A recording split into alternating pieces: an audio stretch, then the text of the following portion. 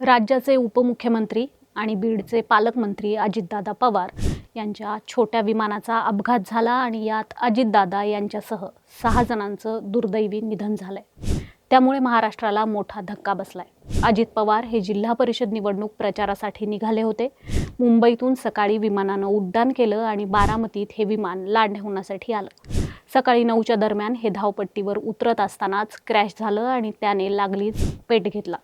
घटनास्थळावरच 3 जणांचे मृतदेह मिळून आले, तर उर्वरित 3 तातडीने हॉस्पिटलमध्ये नेण्यात आलं, पण त्यापूर्वीच त्यांचंही निधन झाल्याचं सांगण्यात आलं। त्यांना सांगितलं की विमान खाली उतरत होतं, पण अचानक ते हेलकावे खाऊ लागलं।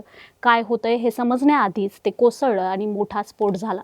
आमच्या घरापर्यंत या विमानाच्या स्पेअर पार्ट्सचे तुकडे आले।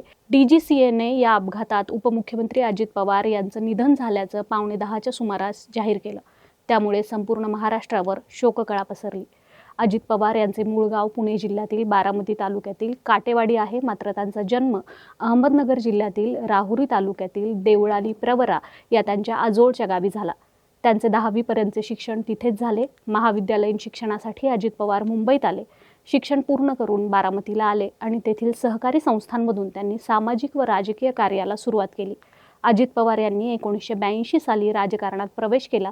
त्याच वर्षी सहकारी साखर कारखान्याच्या संचालक मंडळावर त्यांची निवड झाली।